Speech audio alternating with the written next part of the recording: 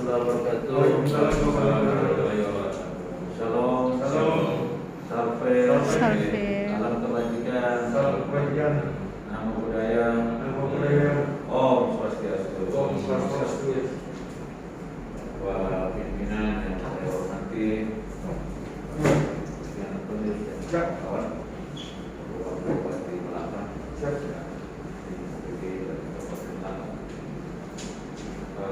adapun maksud kedatangan kami siang hari ini Pak Yudi berbicara kita di warung kalau hari-hari saya dalam komunikasi sebatas pertemanan, perkawanan. Tapi nampaknya pembicaraan di luar sana itu harus diimplementasikan. Dan berangkat dari itu, begitu kami dilantik, kami sudah melakukan gerakan itu, karena ada dana 8,5 miliar yang harus diamankan. Awalnya 13, tapi setelah kita beraksi di sana, dia mulai membayar kecil. Terakhir itu masih 8,5, dan sampai dari tadi pagi kita panggil semua kepala desa yang benar hasil temuan internal inspektorat kami.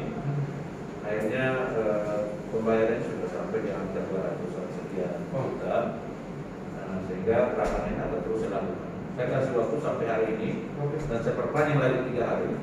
Kalau memang tidak bisa, mohon izin, karena temuan ini dari tahun 2014 sampai 2020, maka jangka waktu ketentuan PP 12/2017 hanya 6 bulan itu terbaca secara selanjutnya ke aparat penegak hukum. Mengapa demikian? Karena kita perlu bina supaya mereka yang lain itu menjadi contoh dan tidak terulang lagi perbuatan yang sama, apalagi sampai membocorkan anggaran dana desa.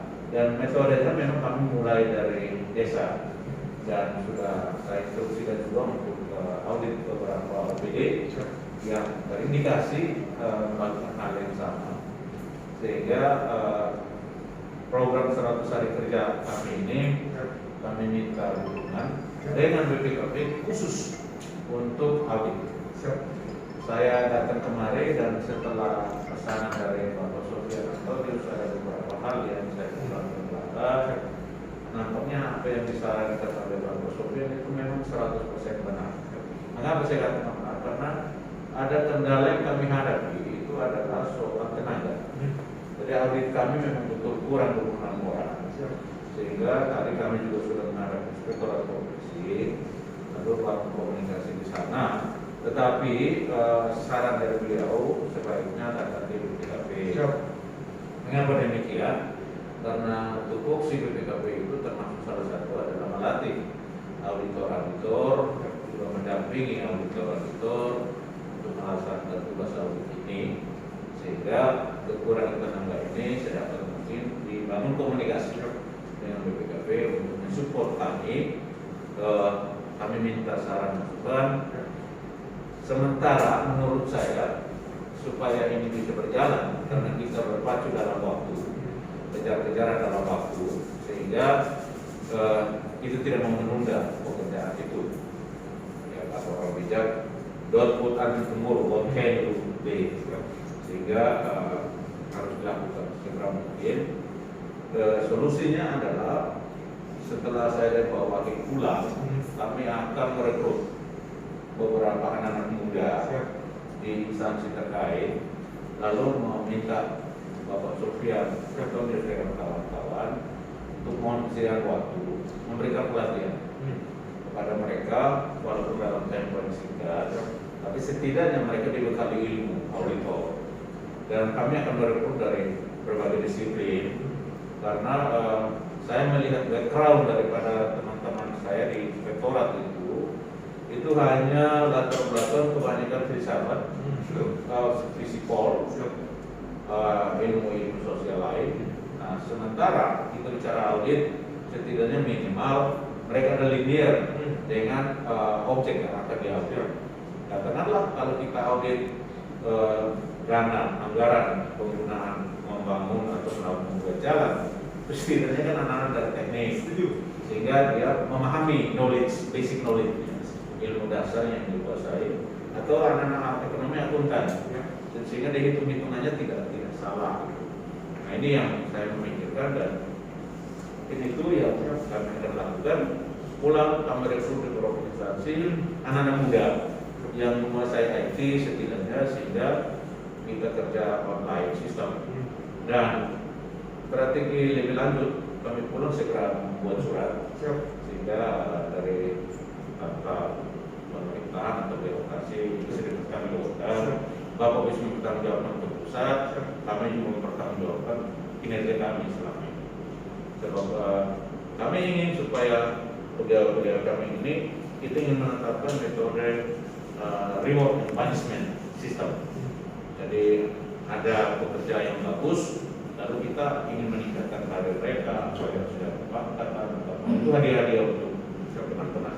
Jadi kembali lagi kami ingin mohon bantuan, karena ini kerja kami 100 hari harus habis, dan audit ini tidak hanya sebatas yang sudah dilakukan, tapi the next ini juga kami butuh Bapak Anton dengan teman-teman untuk membantu kami untuk tenaga dan pelatih tenaga itu agar punya skill lebih baik lagi. Saya kira sementara dari saya sekian, kami mohon untuk saran masukan. Kita fokus ke bagaimana strategi pembinaan tenaga audit ini, sehingga mereka bekerja fokus dan target 100 hari ini bisa terlaksana dengan baik. Terima kasih. Saya kembalikan kepada Bapak Pimpinan. Terima kasih Pak Bupati, Pak Wagub. Kalau Bapak dari ini kalau bagian pemerintah, oh, saya pikir tadi inspekturnya disuruh ajak sini juga. Tidak, dia lagi kerja. Siap, ya. Maksud saya biar harusnya demikian. Jadi Pak Wagub dan Pak Wagub, jadi terima kasih atas kehadirannya kepada kantor kami BPKP. Jadi saya termasuk yang tersanjung ini, gimana nggak tersanjung? Saya tadi mau ini tiba-tiba ada penyerahan yang luar biasa ini nih. Jadi mudah-mudahan kami juga sama Pak Wagub, Pak Bupati kita akan terus. Tapi sebetulnya kayaknya ada yang salah. Kalau misalkan saya mengatakan tadi kembali kepada pimpinan, soalnya kalau Pak Doktor sudah bicara ini udah bingung saya ininya, karena itu yang saya baru mau saya undang Pak Bupati untuk menjadi pembicara. Kebetulan Pak, saya kan jadi ketua IAI, Ikatan Akuntan Indonesia di wilayah NTT. Jadi kami biasanya mengundang narasumber.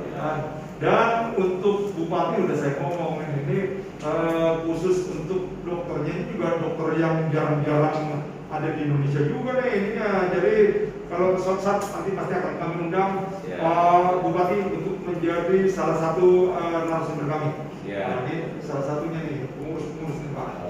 Nah itu yang pertama. Yang kedua terkait dengan apa yang sudah disampaikan oleh Pak Bupati dan Pak Wagub, ini terus terang nanti Pak ujung-ujungnya kami lebih banyak ke Pak Wagub karena pengawasan itu adanya di Pak Wakil. Jadi kami akan langsung bekerja sama. Tapi memang terus terang aja Pak, seperti yang saya dulu mengundang Pak Bupati itu kemarin sebetulnya tanggal 7 Januari, sebelum saya menjawab yang apa yang disampaikan kepada Pak Bupati, tanggal 7 April yang lalu sebetulnya kami akan mengumpulkan seluruh bupati, bupati, wali kota bersama gubernur. Kami akan mengundang di sana KPK, kami akan mengundang di sana dari Dagri dan dari BPKP Pusat Pak.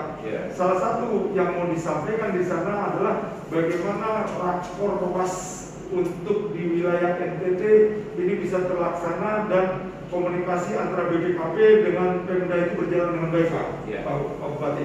Salah satunya adalah banyak PR-PR yang harus kita laksanakan di sana ini.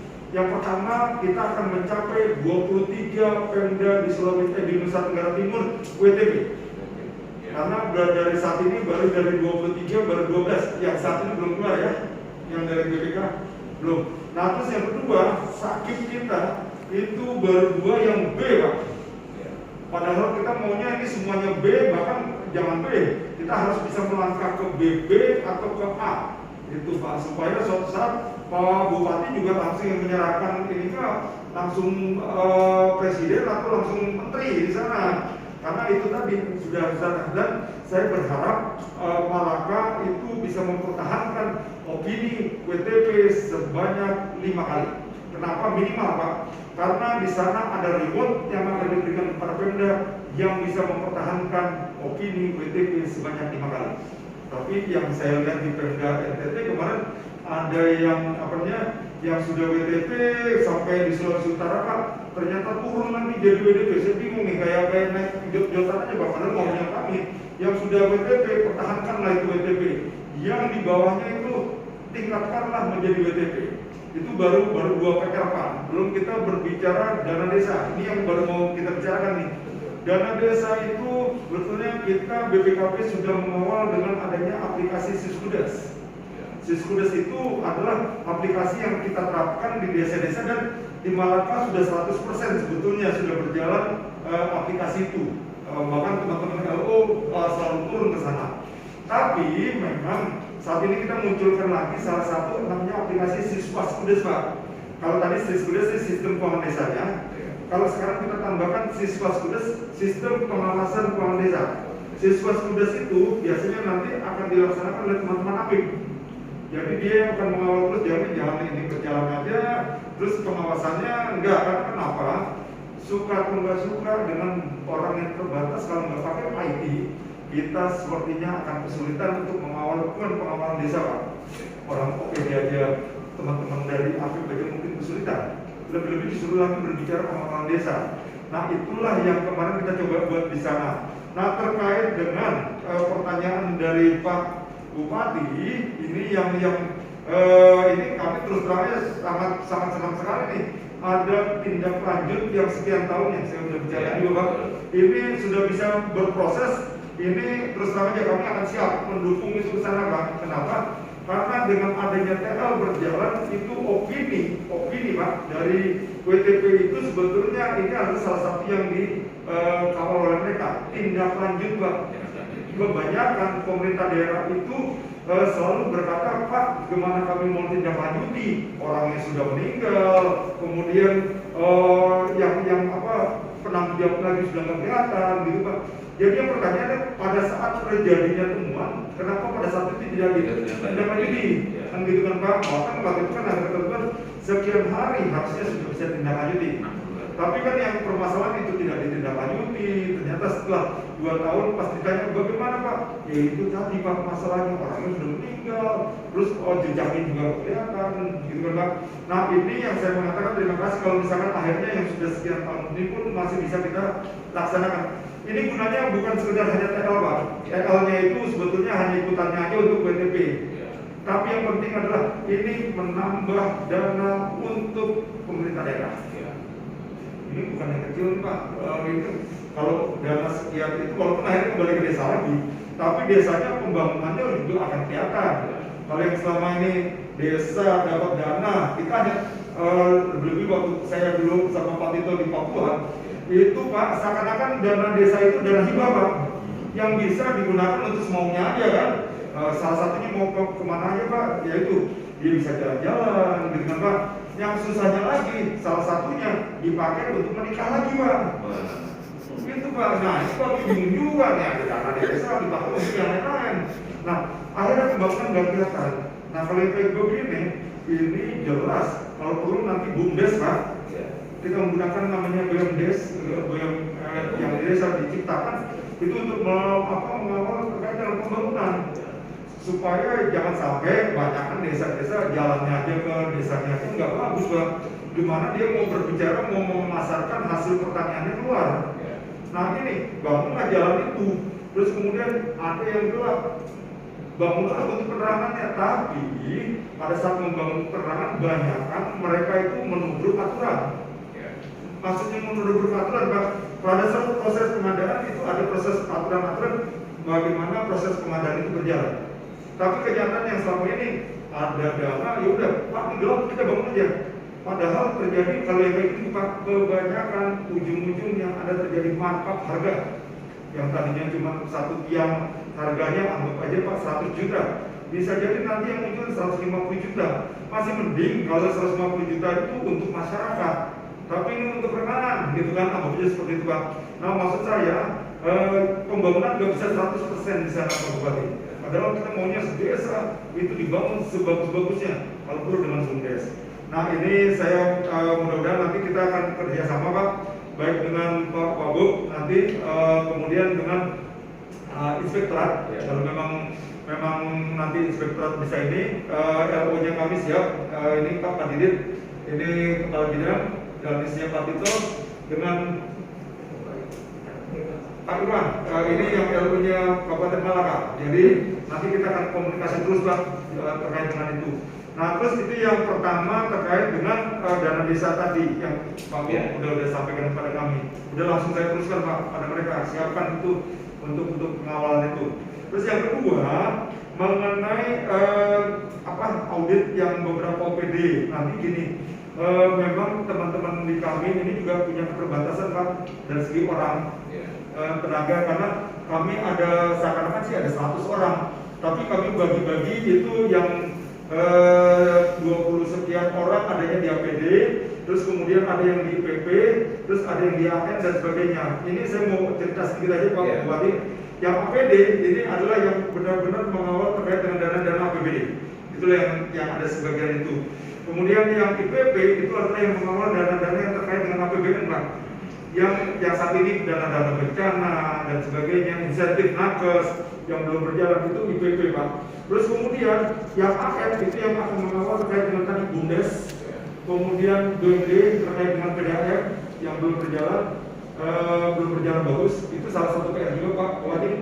Dari 15 PDAM yang ada itu baru 7 yang dikatakan sehat Pak. Yang 8 sehat, itu 6 itu kurang sehat, 1 sakit Pak. Di mana-mana kalau sakit itu enak Pak, main suntik aja sehat dia Pak. Tapi kalau ini nggak bisa main suntik Pak. Jadi istilahnya harus ada perbaikan manajemen di sana. Nah itu yang kami jalankan. Terus satu lagi ada bidang yang mengawal khusus inspektorat, kita menyebutnya P3. Dan satu lagi investigasi. Nah investigasi memang harus ada di BPKP karena kepolisian dan kejaksaan setiap meminta perhitungan kerugian negara ke BPKP. Itu secara aturan Pak. Walaupun kami sebetulnya kalau berharap Pak, saya berdoa Pak Bupati supaya nggak ada kerjaan untuk teman-teman saya Pak, supaya nggak ada yang datang di sini Pak. Tapi kan permasalahannya nggak segampang itu. Tetap kejadian-kejadian itu akan muncul dan akhirnya PR teman-teman. Jadi itulah yang bagi-bagi Pak. Nah sekarang dengan permasalahan keterbatasan ini, kami akan memaksimalkan teman-teman aktif. Yang teman-teman ini Pak Wagub, itu kami akan maksimalkan di sana. Salah satunya adalah seperti yang tadi Pak Bupati katakan, merekrut orang-orang untuk bisa ditempatkan di APIP, dan nanti kami akan istilahnya buatkan satu diklat untuk mereka bisa siap untuk ditugaskan. Dan kebetulan Pak sebelum ini saya jadi kampus bintang kepala pusat pembinaan yang membawahi 15.000 auditor seluruh Indonesia. Jadi nanti kalau yang direkrut oleh Pak Bupati tadi untuk menjadi auditor, kami akan sertifikatkan yang bersangkutan itu untuk mendapatkan sertifikat auditor. Kenapa saya mengatakan demikian? Karena Pak Bupati masalah hukum. Jadi saya mengatakan di sana itu banyakkan pada saat inspektorat menjadi saksi ahli di pengadilan, gitu kan Pak? Yang dipertanyakan oleh teman-teman pengacara cuma satu, itu Bapak kompetensinya ada nggak nih untuk bisa melakukan audit? Jangan-jangan Bapak Ibu sekalian nih orang yang nggak, jadi mohon maaf, jadi istilahnya orang yang lagi berjalan tiba-tiba Pak tolong audit Pak ini. Nah hasilnya dipertanyakan, walaupun Pak mungkin dia jago auditnya Pak, tapi yang ditanyakan oleh mereka bukan itunya, Pak SIM-nya aja Pak. Sama seperti orang pembalap Pak yang usianya masih di bawah 18 tahun, dia mungkin balap jago Pak, tapi kalau udah di jalan raya yang ditangkap polisi cuma ditanya satu, Pak Bapak jago balap tapi SIM-nya ada nggak? Kalau nggak ada SIM tetap ditangkap Pak. Gitu, ini contoh secara ininya Pak. Nah nanti untuk teman-teman inspektorat yang baru mau direkrut oleh Pak Bupati, itu selain kita akan memberikan pendidikan yang yang misalkan dibutuhkan oleh teman-teman. Contohnya bagaimana mengaudit operasional, bagaimana mengaudit yang berkaitan dengan barang jasa, bagaimana dia memitigasi risiko. Tapi kami juga akan memberikan kepada mereka adalah terkait dengan sertifikasi kompetensi dari seorang auditor. Pak, belum lupa. Siap. Terkait dengan rekrut tenaga untuk menjadi auditor. Nampaknya di kalangan kami ini kan ada keterbatasan. Oh, siap. Apakah boleh minta rekrut dari luar? Luar dalam arti gini Pak, Pak Bupati. Ya. Luarnya itu ASN atau bukan? Non. Nah, kalau non ini memang kesulitannya di kami itu aturannya masih menyatakan bahwa dia untuk diangkat menjadi seorang auditor dia harus seorang PNS, walaupun saat ini kita menyebutnya ASN ya, tapi kita masih aturannya masih seorang PNS. Harus PNS ya. Betul, karena gini Pak Bupati, non itu sih bisa saja di sana, tapi kita menyebutnya lebih cenderung jadi saksi ahli, ini tenaga ahli, karena dia memang khusus kan. Tapi kalau yang di sana, karena ada keterbatasan itu Pak, yang aturan-aturan kepegawaiannya ini. Jadi istilahnya masih itu. Oke, kan upaya kalau memang itu harus ASN, ya itu upaya. Karena sekarang juga soal pengisian lowongan di pejabat desa. Undang-undang desa juga mengharuskan harus ASN. Itu memang berat juga sih Pak. Berat juga kan. Orangnya terbatas. Terbatas, sementara volume pekerjaan menumpuk. Satu lagi Pak nih, yang terbatasnya itu adalah Bapak mengajukan kepada Menpan untuk formasi ASN. Ya. Belum tentu disetujui juga di sana. Padahal kami berharapnya gini Pak Bupati, bikinkan saja satu surat kepada apakah melalui provinsi atau langsung kepada Menpan permintaan formasi terkait dengan ASN. Dan kalau bisa Pak, formasinya itu adalah formasi untuk seorang auditor. Nah kalau yang seperti itu lebih enak lagi bagi kami Pak, karena pada saat dia dari awal sudah formasi auditor, itu langsung kami bisa langsung angkat menjadi seorang auditor, tanpa perlu dia lulus di tes sertifikasi, karena aturannya demikian. Nah setelah itu baru kita isi dengan itu Pak, nanti mungkin dari baru kita isi dengan ilmu-ilmunya. Tapi ketentuannya dia udah boleh jadi auditor, nggak salah. Tapi kalau yang direkrut dari luar ya tadi Pak Bupati, walaupun ASN, dia tetap harus lulus dulu yang disebut sertifikasi kompetensi.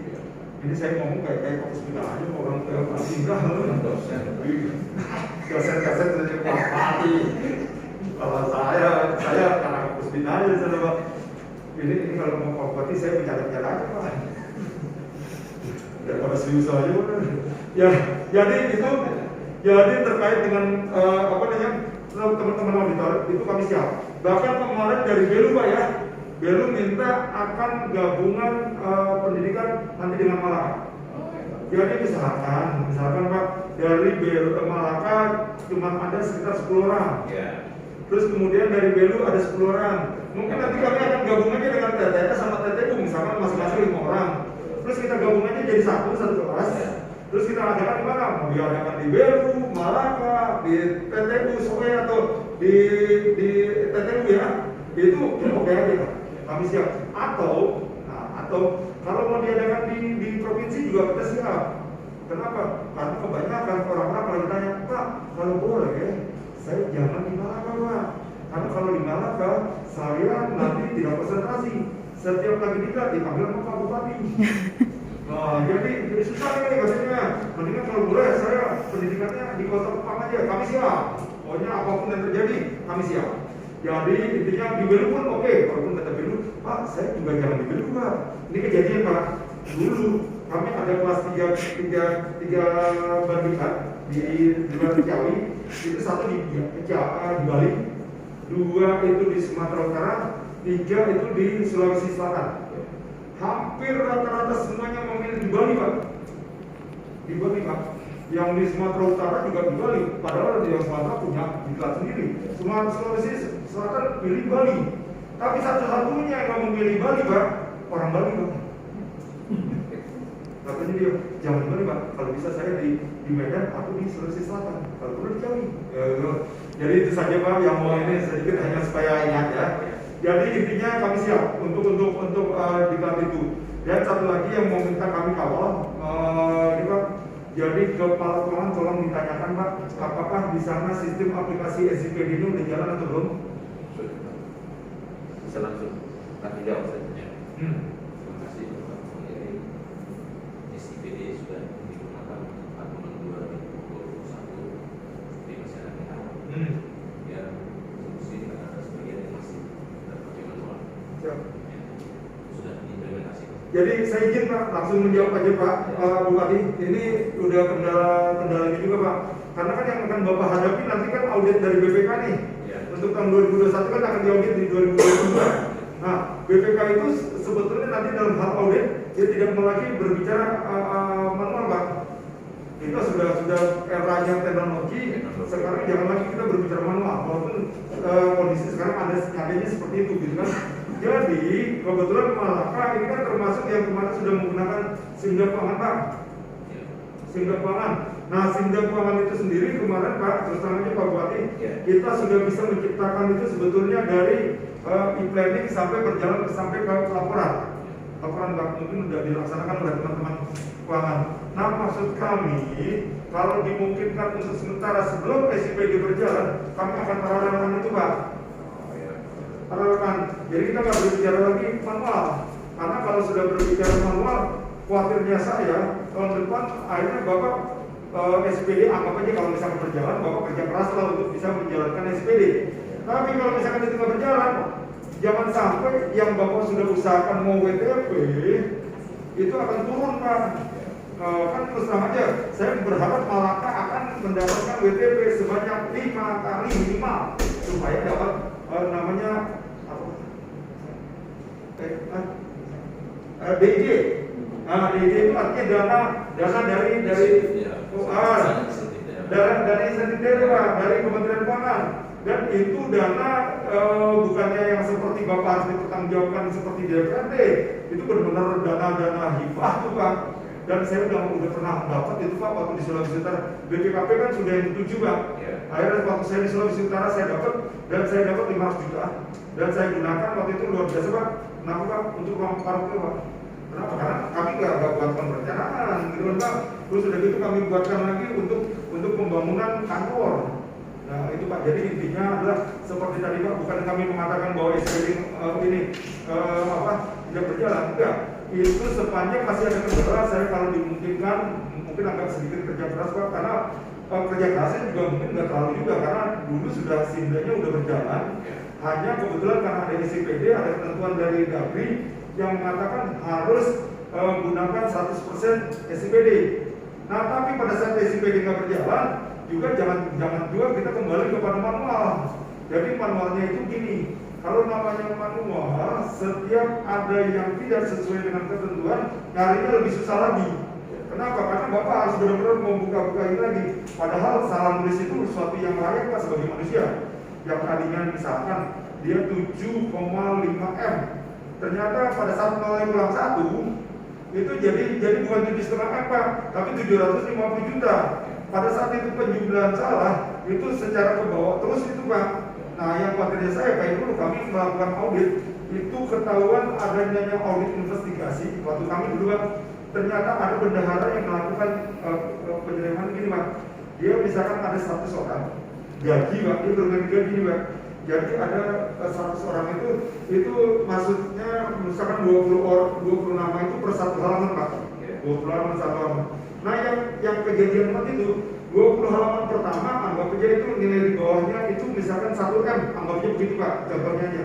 Terus pindah ke atasnya di halaman kedua bukan 1 M Pak, tapi 1,1 M. 1,1 M Pak. Kenapa? Karena dia seakan-akan pencatatnya begitu, padahal itu aplikasi loh Pak, seperti itu. Ternyata salah, tapi aplikasi yang masih bisa dipegang mereka. Nah akhirnya itu terjadi sekian tahun Pak. Akhirnya itu kami dapati dan harus berhadapan dengan masalah pengembalian.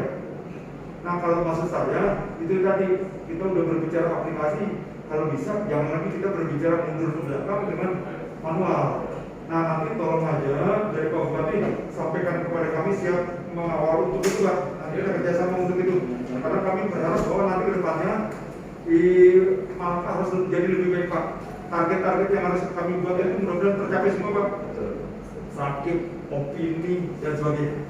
Oke Pak, satu lagi, nanti juga tolong dibantu untuk soal monitoring kontrol prevention. Oh, siap. CP. Oh iya, itu juga salah satu yang kita capai Pak. KPK. Karena kita juga mengharapkan itu. Kayak di sana masih di 30-an Pak ya? Masih jauh. Iya. Yang itu belum Pak. Turun lagi. Padahal provinsi udah hampir mendekati 80 Pak. Nah, iya, itu artinya kemarin juga ke saya Pak. Wah, sebelum 80 Pak, tapi belum sampai. Ya. MCV oke Pak, ada 8 indikator yang itu. Dan itu nanti juga saya minta Pak Wakil, MCV itu merupakan bagian yang akan kita kawal juga di luar yang tadi, yang beberapa poin tadi Pak, opini, sakit, kapasitas aktif, SPP, dana desa, PDAM, rumah sakit, MCV. Jadi seakan-akan banyak ini Pak, tapi nggak apa-apa. Lebih bagus kita berikan target, tapi kita akan berusaha mencapai daripada Pak nggak ada target, jadi nggak ada yang mau mencapai. Seakan-akan semuanya udah baik-baik aja Pak. Nah gitu, izin Pak, buat saya sepertinya maunya begitu aja, karena saya maunya rakerwas intern yang kami mau gagas itu bukan hanya untuk Malaka, tapi seluruh NTT. Kenapa? Karena dari dulu kayaknya susah sekali untuk mendapatkan opini minimal sampai sekarang aja Pak. Opini PTP untuk seluruh 23 kayaknya susah sekali, terutama pemekaran lah, anggapnya Malaka. Sebetulnya Malaka Pak, terus terang aja, pemekaran itu harusnya lebih cepat. Kenapa? Karena kan dulu semuanya kan pendanaan semuanya kan tinggal ditarik aja dari belunya Pak. Tapi ternyata nggak bisa juga secara Tapi tidak apa-apa. Karena Melaka juga menjadi satu pusat perhatian pemerintah pusat. Karena kita bisa memberikan argumentasi, terutama untuk inovasi. Kenapa demikian? Karena nampaknya untuk di audit itu kita perlu inovasi. Antara lain kami ingin supaya Melaka itu ada jual beras non Melaka. Kami juga ingin supaya jual juga keripik pisang Melaka. Kami juga ingin supaya ada brand madu Melaka. Ya, dan ini kita sudah mulai membangun kerjasama dengan perguruan tinggi. Karena apa? Karena Melaka itu kan kawasan perbatasan. Jadi percepatan pembangunan ekonomi perbatasan itu menjadi atensi, sehingga kita minta pengawalan terhadap penggunaan anggaran ini benar-benar harus tepat, harus benar. Jadi ada target, Meskipun memang poinnya cukup jauh, tetapi cita-cita targetnya sangat dibutuhkan. Saya kira itu, dan saran tadi memang kita terganjal soal tenaga, kami coba upayakan untuk habis lebaran seorang kata data mengajukan permohonan ke Menpan ya. Menpan, setuju Pak. Langsung konfirmasi aja. Langsung menghadap aja Menpan. Bisa komunikasi untuk itu. Bisa membantu juga provinsi dengan kabupaten. Sama satu lagi minta aja Pak. Formasi itu. Formasi itu. Bisa. Saya kira itu Pak. Satu lagi. Nah, ini kebetulan baru ingat saya tadi Pak Bupati bilang kan Malaka itu termasuk perbatasan dengan Timur Timur. Betul. Ya Pak, di luar Belu, di luar TTU. Ya. Jadi kemarin ada ini Pak, ada permintaan nih, kami setiap minggu kami rapat satgas COVID nih. Ya. COVID. Nah, yang kejadian ini adalah yang dikhawatirkan itu ada pelintas dari Ya. tempatnya Timur Timur. Ya. Dan kita kan sekarang khawatir sekali nih Pak, adanya apa Pak yang baru yang COVID ini. India. Jadi maksud saya itu kemarin pada saat rapat kami Pak, saya lupa itu di HP kami ditanyakan langsung dari pusat apakah di perbatasan itu sudah ada seperti pembuatan itu KMI Pak, apa namanya pengawalan KMI. Ya, kami di rumah sakit kemarin saya rapatkan dan kita menyiapkan alat PCR untuk bisa mendeteksi.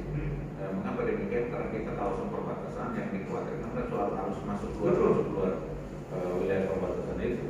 Apalagi kita tahu kalau dari Timor Leste masuk bebas visa. Jadi orang kami juga dari Melaka ke Timor Leste juga tidak perlu ini karena kita menunggu paspornya bisa keluar. Nah, barangkali ini menjadi satu atensi khusus di pusat dan provinsi supaya kawasan-kawasan perbatasan itu memang harus juga dijaga ketat untuk di bidang kesehatan. Siap. Ya. itu memang Pak salah satunya kemarin ini diminta untuk pengelolaan banking. Nanti mungkin saya kirim ke Pak Bupati yang dari permintaan dari pusatnya. Pada saat kemarin koordinasi dari ini kebetulan dari teman SAP yang IPP yang melakukan pengelolaan itu ternyata di sana belum terbentuk Pak. Jadi nanti minta izin Pak Bupati untuk khusus Malaka yang di Belu sih yang belum terbentuk, saya nggak tahu Malaka karena orang kan selalu berpikirnya adalah perbatasan itu hanya Belu. Padahal Malaka dan TTU juga salah satunya juga perbatasan. Jadi itu yang nanti kami minta bantuan Pak Bupati untuk saya sampaikan kepada Pak Bupati untuk pengawalan dan kalau perlu agak sedikit ketat juga untuk keluar masuknya itu Pak yang dari timur Leste. Iya Pak. Karena terus terang aja jangan sampailah orang dari luar negeri. Kami khawatirnya gini. Ada beberapa yang pada saat dia nggak bisa masuk melalui jalur pusat, misalkan anggapnya India atau kemana Pak, itu ternyata dia masuk melalui pintu-pintu tikus ini nih, dari timur dulu masuk, kemudian dari apa Pak, Kalimantan Selatan, Kalimantan Timur masuk. Nah itu yang akhirnya menjadikan kita mulai nih, padahal sekarang udah tambah 5 loh Pak Bupati, bukan hanya India saja nih, Kamboja, Thailand, Myanmar yang sekarang udah agak tinggi Pak. Yang kita jangan sampai lah kejadian meninggalnya lebih banyak dan akhirnya karena nggak ada tempat untuk pemakaman akhirnya dilakukan itu Pak yang untuk pembakaran kremasi. Waduh, itu sudah iya Pak, kalau itu saya memang adat Pak. Kalau di sana kan nggak adat juga, karena udah nggak ada lagi lahan. Jadi yang ada udah Pak, orang penebangan pohon Pak itu untuk pembangunan. Kalau di Myanmar, di mana Pak? India penebangan pohon untuk ngaben atau untuk ini kremasi kan susah juga nih. Mungkin itu saja dulu Pak. Terima kasih. Saya mohon maaf akhirnya jadi kemana-mana, tapi intinya kami siap mengawal Pak Bupati dan Pak Wagub. Dan Bapak nanti kalau ada apapun silakan langsung ini mintakan saja nomor telepon untuk komunikasi lebih lanjut. Oke. Dan satu lagi boleh dimakan. Oh, ini namanya menggoda.